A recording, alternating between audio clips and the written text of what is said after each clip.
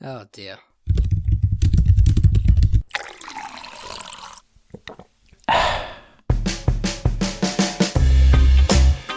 Hey guys, and welcome to the Coffee and Coding Podcast, the show where we discuss everything there is to know about app development. In today's show, I speak with lead iOS developer at Schpock, Andrea Scuderi. We discuss app development as a whole, pros and cons of unit testing, and most importantly, we talk all about server-side Swift. That's right, we talk about building serverless backend infrastructure deployed to AWS and written entirely in Swift. Now on to the show. So before we get into this episode, I was recently having a clean up on my machine and deleted a particular file because I had no idea what it was or what it was there for. Word of warning, when you do that, bad things happen. In this instance, what happened was I deleted my recording of myself from this conversation you're about to hear. So instead, you're going to hear just one side of the conversation and you're going to have to guess the questions that I asked. Yeah, no, I'm just kidding. I actually did delete the recording of myself from this conversation. So instead of those sweet, crisp tones you're used to hearing from me on this podcast, you now have to settle for the Zoom recording of both sides of this conversation. So, word of warning, find out what something actually is before you decide to delete it. And with that said, here's my conversation with Andrea Scuderi. How long have you been doing mobile development for now? I started for fun in 2010. Back at the time, I was in IT operation doing backend things, but I wanted to switch to development, and I started doing iOS. And then my career started in 2013, 2014 when I released my first app in the Apple Store, and then I didn't stop. So you enjoyed it that much? Yes. I really love this job because it's like when you play football, you can play as a goalkeeper, as I was doing before, or you can play as a scorer, which is what we do when we work for a front end app. So it's a total different position, and I really enjoyed this position.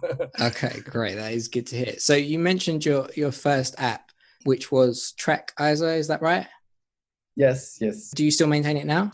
It's on the Apple Store. Actually, there are two versions of it. One is the simple one, and the other one allows you to use the new feature of the file browser on the iOS environment, so you can store your files on the cloud, basically on iCloud, basically. The app was I was cycling back in 2010, and because I lived in a mountain place, the Etna in Sicily. So basically, there's a lot of climbs that are very hard, and there was no app to evaluate the slope. So I started this just with the idea that it was for me, and then I published it, and it's still there. Sometimes some cyclists contacted me, some professional team also, some crazy guy as well. But it's nice. It's still there. So if you like climbing, I think it's good because basically you can download any GPX track from everywhere. If you have the elevation on it, you can get the slope of your track, so you can evaluate the place you want to go before you go. Which when the slope is 10% is nice to know before. That was your first app, right? So when you started developing it, how difficult would you say it was at the time? I started back in 2010, but honestly, just added small features, small things, just to learn iOS. And then I spent 3 months to do the proper development and finish the app, publish it on the store. And I published it. It was 2014. too late because many apps they got as well other similar features. So now the competition is too high. So that was your first app, and then you decided to go full time. So have you been full time the whole time, or have you been contract work, or a bit of each? I started contracting in Italy after this app. Consider the Italian market is completely different from the UK one, especially in the contractor freelance business. And so I worked for a small company as a contractor, and I made a bunch of apps for them. I maintained a bunch of apps for them. The first engagement was for a bank. So I went to do this app in this bank, and then I started maintaining their app. There was an app to do business meeting, so it was a PDF that you can share with the iPad between different colleagues that you have in the same room. You can share like comments or drawing. And it was highly secure because a board meeting it's something that everyone should be very secretive of what is doing. So the app was also able to remove the document from the backend. So if someone wants to remove your document, can do it from the backend. So it was really, really nice. And then we did a similar job for a big company, which is Enel in Italy, and basically there we made a documental process for this enterprise. And then I realized that I wanted to go in UK. So 5 years ago, I moved here, and I started with IG Index.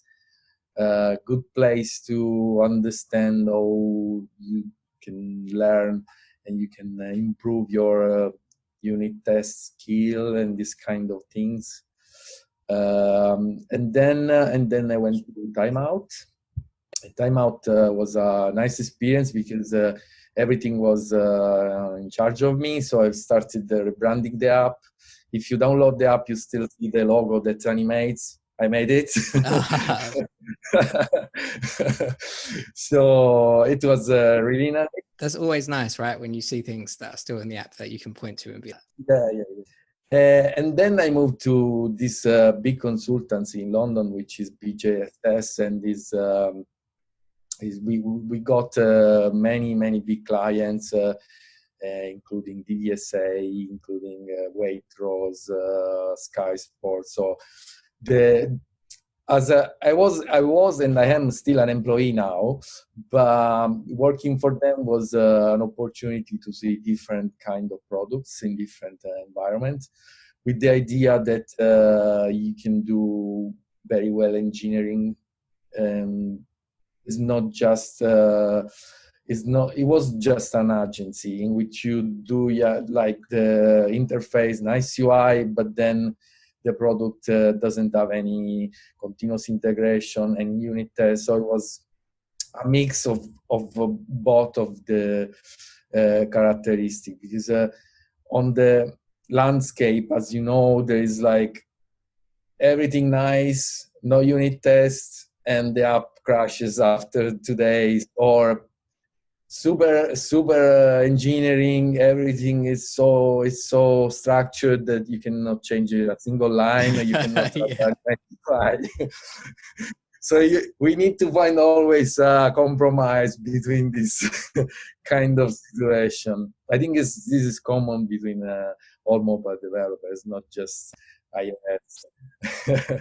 I was going to ask, because it's only recently that I've started taking unit testing a bit seriously. I've worked in a lot of companies where when you go for the interview process, they talk about, we do unit testing, we do TDD, we do BDD, and then when you get there, they're like, oh, we don't have time for unit tests. Write the code, ship it, write the next bit of code. There's no time for unit tests.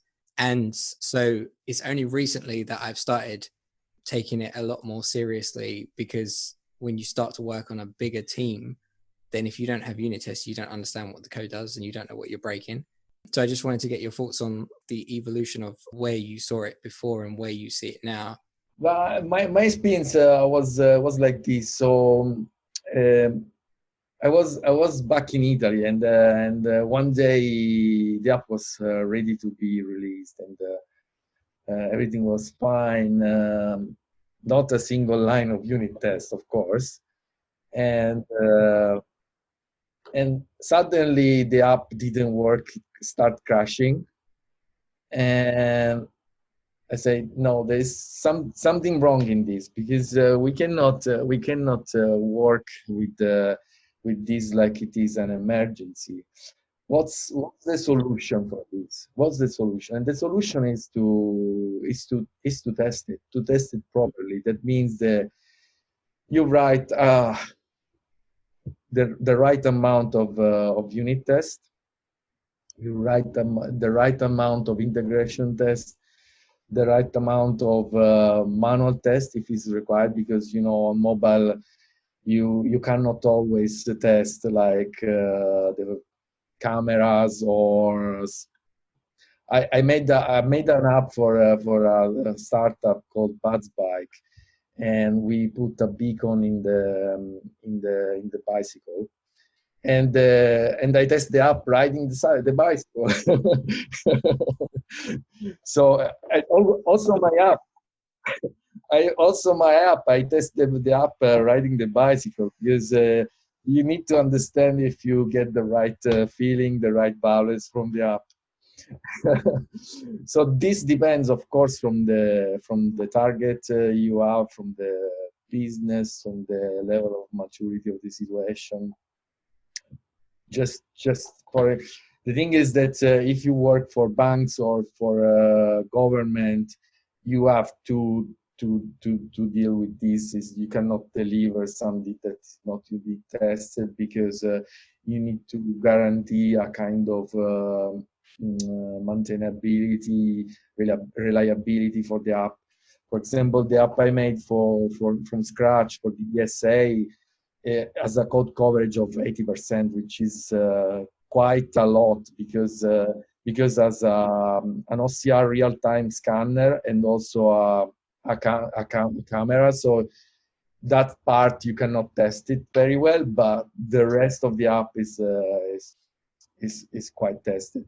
And also, if you start testing, you start learning how to improve your coding skill, because on iOS, I don't know on Android, but on iOS there is the risk of writing the massive view controller, which is something that you put everything there. You don't do distinction between view, models, object, data, network layer, and if you have to do unit tests, you are forced to decouple the app, and at the end it would be more maintainable, more easy to do so. My suggestion is don't give up with it, because it's very important to guarantee the quality of code, of course. And I understand that always startup they try to remove this part. If you work for a startup, you can have two options. One option, nobody knows you, nobody download the app, that's it, you have failed. Okay. There is the opposite. You are so successful that you fail because you are not able to scale up your product, because I don't know, you have too many crashes, you cannot cope with all the demand that you have. So it's hard to remain in the middle and moving in the right direction without going in one of the opposite situation. But it's a challenge. It's about finding that middle ground, right? Because it's like you said, if you're a startup, it's faster to not do unit tests. But if you start to become successful, then you get slowed down, because now you have to rewrite everything again, because it doesn't actually, like, it's not scalable. Yeah, definitely. So from looking online and from the brief conversation we had before, it seems like something that interests you very much is Swift as working on the back end.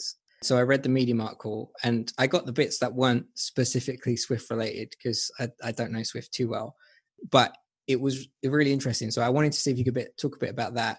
And also you mentioned at the start of the call that there was a really good mobile focused reason for why you're interested in this. So I'd like to find out a bit more about that as well. Yeah. Let's talk back of the startup experience, because as a startup, what you do, you test something new. For example, you test a new feature, you test something new, and you always need a backend, right? The issue is that, as I told you, if your growth is immediate, and you haven't planned to scale up your backend, you basically end up to add a lot of machine, for example, in your cloud environment, or to buy more hardware, and this could cost a lot. The thing is, because you don't know how to plan this, because you don't have at the beginning, when you do something new, even for enterprise, this is still valid, because you can have I worked for enterprise as I told you, and even as you can think as an enterprise as a small startup, because you do like an internal product or a small product that you don't know how much feature you have.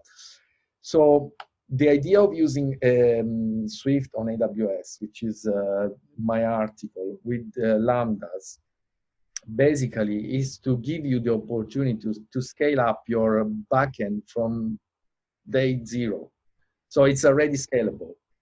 You don't need to do nothing more than deploying the code, having it running on the backend, and it's already scalable, because the advantage of using serverless is that you pay per use. You pay just when you get hit. So if you don't get hit, you don't pay, which, as you can imagine, is the ideal situation for a startup. Yes.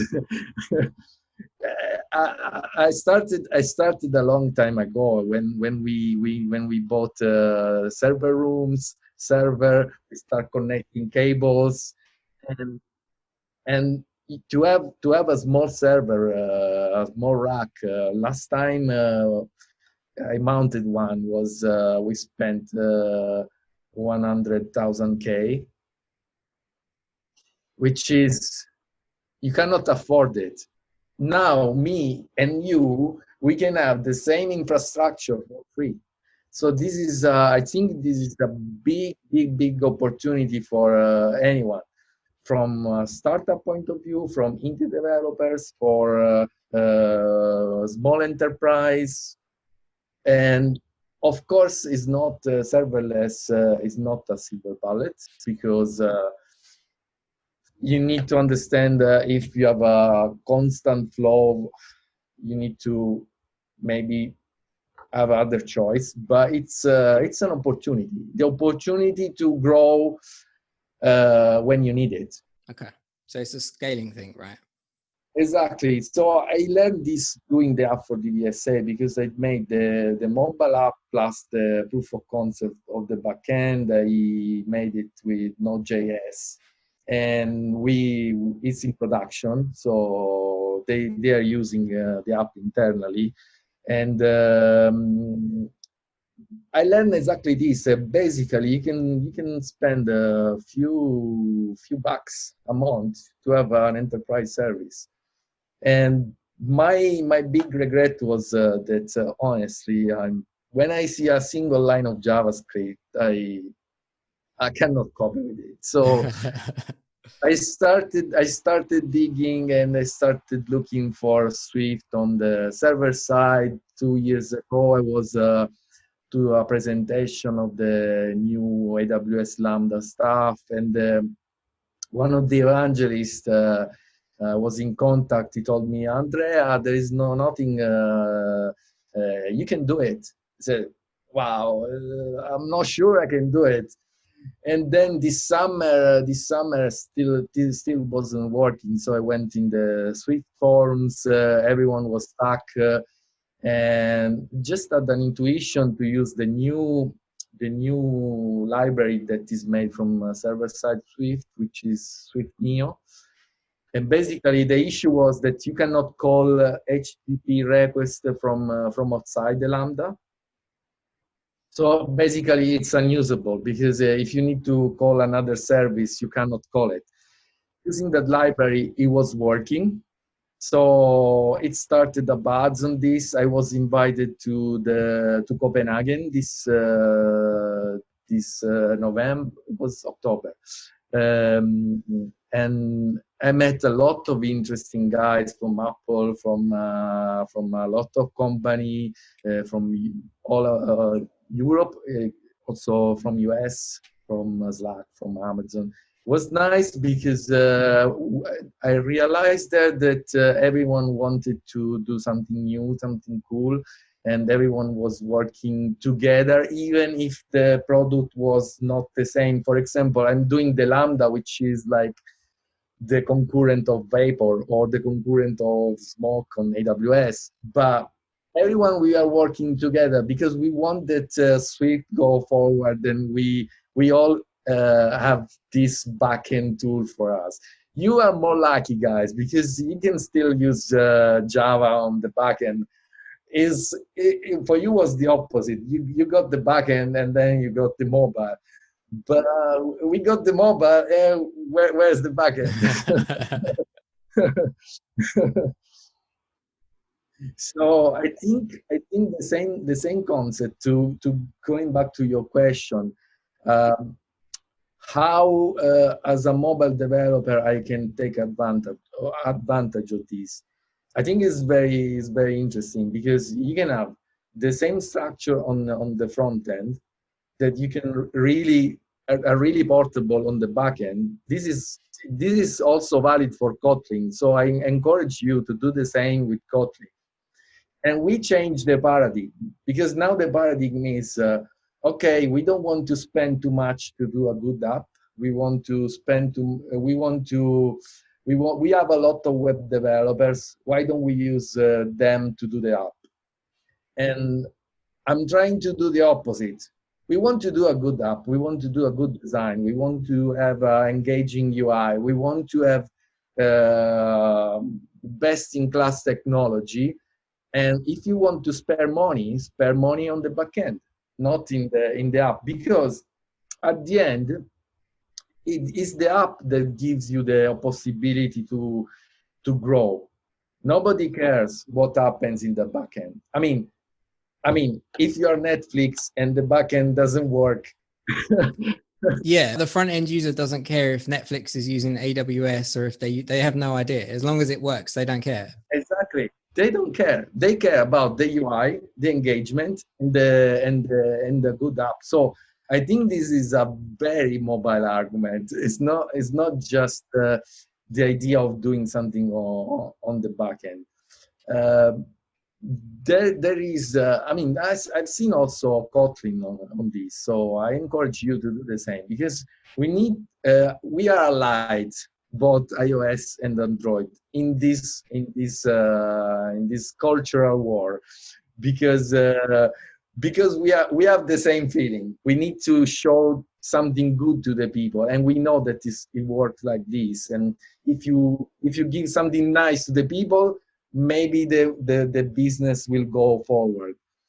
Otherwise, in fact, most of these shortcut to build the apps are often in place in which you are forced to download the app.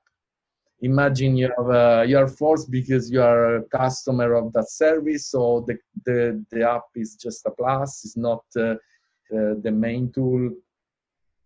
Honestly, as a company, your reputation is not so good from my point of view because everyone compares the app, the big app that everyone has on the phone with the new app he downloads, he or she, and you see that if there is a lot of difference, you say, oh, this company is not good. It's not good. So the perception, I think it's important. So have you built stuff that's running now? You said the DVSA, they use that internally, and that's running on Lambdas. That's running now. Yes, not in Swift, but basically the difference is just that so when you run on serverless, you have a lot of component on AWS, but there is only one component which is called Lambda, which is the computing things. So if you can run this, you can run everything, because that component is basically a client, an API client. Basic one. We do API client all the day, you know. So it's a basic API client in which that you use to call other services, and you run maybe some task on it. But the Lambda works like for the ideal job load is 3 seconds. So you in 3 seconds you should do everything, because your database is elsewhere, your storage is elsewhere, so it's a different philosophy of working. It's not because at the moment there is like the old school in which you have monolithic application, the new old school which is the monolithic application built on Kubernetes. I call them new old school because you still need to manage them and you need to put a lot of effort on it. And there is the new school, which is, why do we need my old job? It's not needed anymore. So carrying on from there, in terms of the server-side Swift, if you're an iOS developer, you know Swift. What's the learning curve from going to know AWS and Lambdas to going to be able to run your own backend service that you wrote in Swift? Okay, honestly, it's hard to say because my experience, I come from the backend, as you understood. So my experience was IT operations, so means you have to deal with all the issues that you have on the backend side. And then I was doing some internal tool in Vodafone Italy, web development. And then I said, okay, but I really love the development, and I switched to mobile when was the time to switch to mobile. I think now is the time to think about new technology, because mobile is there. I don't think it's gonna change too much in the future. Even if we have like new library, new feature, but the product is there. I don't see any big news. The big news is that you can build your mobile app and your backend on your own. That's the big news from my perspective. And the learning curve is I spend some time to learn AWS. Honestly, if you download my code and you have an AWS account, you can just type the 4 commands and you have the web online. Of course, this doesn't mean that you know how to do it. But I don't. There is a learning curve on server-side Swift because there is the learning curve or learning Swift Neo, which has a different library from the client to do network call. So you need to deal with this future promise. Someone has used in iOS with other tools, but they are similar but not the same. They are similar to Combine but not the same. They are similar to React but not the same. So but honestly, if you look at the code, it's quite easy to read. I hope. and honestly, I think it's not so hard. It's not so hard. Okay, that's good to hear. Because the apps that I've built for myself before, I don't know how to do any backend. The closest I've got to backend would be using something like Firebase real-time database or AWS AppSync, which basically is literally just a database. It doesn't give you any functions. So then you do all the data manipulation on the front end and you put it on the back end, and all you can do is make requests. So if you can build your own server and it's stateless, then especially for like independent developers, because then you can get started. And it's like you said, if no one's using it, you don't pay anything. And if people start using it, then you can start paying. So you get up and running much, much easier. Exactly. I didn't publish the next repo, which is the API one. So you can build this. So basically, it's very similar to the one I published. So it was just to show up that you can even do a website, but it's even more easier to do an API. So I will publish very soon. I need to finish something, and I will do it. I promise. And you realize that you can change just a class, some key, and you have in 5 minutes you have your API done, and you can use that web page to interact with your backend. Maybe on our side we are talking about front end for backend. That means that you get things that are driving the app from the backend. For example, you get a list of objects or images, and you can easily use this kind of tool on your side to configure your backend. You don't really need to publish it for everyone, because of course it's a proof of concept. You need to engineering them properly. You need to test the security. But it's a good way to get up and running quickly, right? Exactly. Okay, very nice. All right. Well, I'll be interested to see when the API library is up. That sounds really good. All right, cool. So I've got a couple more questions, like quick fire, just random app development questions that I'd like to hear your thoughts on. So the first one is, what do you think about if I'm a new app developer, or let's say I'm a mid-level app developer, should I be looking at freelance work, or should I be looking at full-time employment, or do you think there's a difference? There's no difference. You don't care. What's your thoughts on that? I tell you my experience. I was doing freelancing in Italy, which is completely different from here for many reasons. I don't want to enter in that because it's kind of political. No problem. But it's a choice. It's your personal choice, because I was lucky to work for a company as an employee, but at the same time to be a consultant for other company. So this is a good position to see different technology. So if you are curious to learn different technology, it's a good opportunity. But on the other side, if you stay in a company for 6 or 3 months, just the time to finish that project, you miss maybe the full picture. You miss how did they grow, or how to improve the product. So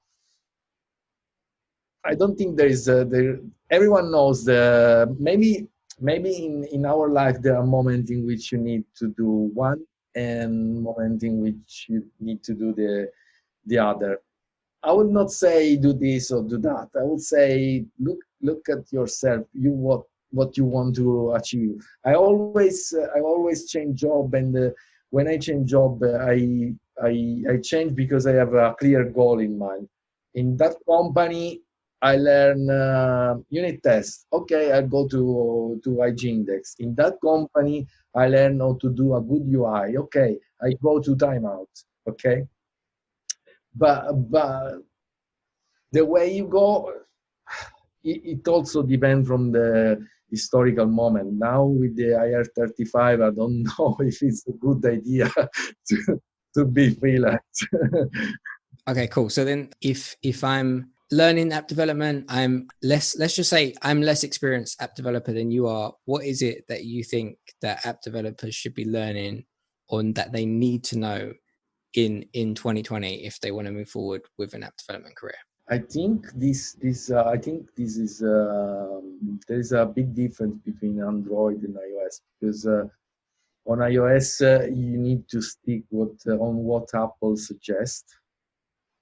So I would say if you're starting now, do Swift UI, because you cannot cope with the legacy code. It's too hard. Start from that. Build your app, make it working, and solve all the issue you get, and you will learn a lot. Because the way I learn is when I do something. So I do these experiments because I want to learn, not because I want to do something more. And it's a good way, because you challenge yourself, because if you need to put something on GitHub and anyone to see it, start saying, okay, let's do it properly. The other people will see all what I write there. So do these kind of things. Do your project. If you don't have your project, try to do your Git project. Who knows? Because we don't know if even a small project could be very successful. In Swift server side, there are a lot of greenfield. You just go there and you can start wherever you like. Friend of mine had the idea to do the base64 class. It wasn't existing, and it was successful. So for new learners, I think, but it's not just Swift or Android or iOS. It's if you are new learners, try to learn what is the new thing in the market. That's another side effect, because if you are a new learner and you are a web developer, you tend to learn all the JavaScript library that are coming out, and that's the problem of JavaScript. There are too many libraries that you don't know what's going on. Yeah, the front end makes it much easier. There's not really a going backwards. It's you learn what's new and you learn what's going forward, and that's that. But I have the feeling that many starts, okay, I don't understand how it works this library, do mine, and then maybe they will become successful and they will adopt the library. But I think it's not sustainable in the long term, because as an Android developer, you don't want to learn every time how to do a network call. It's just a network call. Why should spend time to learn the new library that does something that I really do in many times? Okay, so what do you think separates an okay front-end developer from a great or good, if you don't want to go that far, developer, in your opinion? That's a good question. First of all, you need to know very well the language, and you need to be curious. If you have this curiosity to learn new things and to look at what's going on in the language, in the platform, it's always a good thing. But in my experience, to be a good developer, you need to also to interact with other parts of the team. It's not just you do, because you can write a super nice code, super nice classes, or super complex, but you need to work with designers, you need to work with BA, you need to work with QA. So it's important that you balance the skill you have to deal with the other people, because at the end the app is a product of all these group of people. It's not just a developer. As a developer, you can, unless you are, there are very nice cases. The guy who wrote the app for, it's called the app. It's basically a bird that jump on the hill. It's called Tiny Wings. So basically, it was one-man band. He made the graphics, he made the music, he made the app, he made the backend, he made everything. I was inspired by him, honestly, when I started writing my app. But I realized that I'm not a market man. I'm not a BA. I'm not. I like design, but I'm not a designer.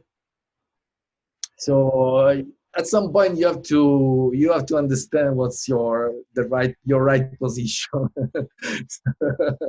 Yeah, it's a unique position to find a developer that can do all of that, because most of us are good at development, and that's where it stops. Or maybe we are good at development, but when you start doing a company, you're not interested in doing marketing or in doing public relation, because it's no, you want to code it. That's it.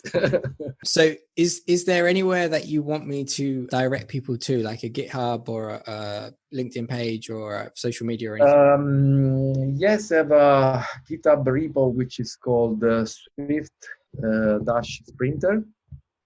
There you will find all the library to work with AWS. If you want to try my app, you're free to do it. You can find it on the App Store. It's called Trackyzer. Especially if you're a cyclist and you like climbs, I think it's really nice. I didn't spend too much time on marketing on it, because at some point I realized that it's very hard. It's very hard. Big thank you to today's guest, Andrea Scuderi. You can find him on LinkedIn, and you can find some of the server-side Swift projects that he discussed on his GitHub page at github.com/Andrea-Scuderi. As always, you'll find the show notes as well as links to everything we talked about in today's episode at robj.me/coffeeandcoding. If you like the show, you can subscribe on Apple Podcasts, Spotify, Stitcher, or wherever you listen to podcasts. Personally, I use Pocket Casts, so shout out to them. And if you really like the show, please do leave us a 5-star review. It helps others find the show. Just like an app, the higher the rating, the more visible it becomes. And it makes us feel good. Finally, if you'd like to follow me online, you can find me everywhere at lowcarbrob, or you can find me online at robj.me. And that's all from me. Thanks for listening, and I hope to catch you next week on the Coffee and Coding podcast.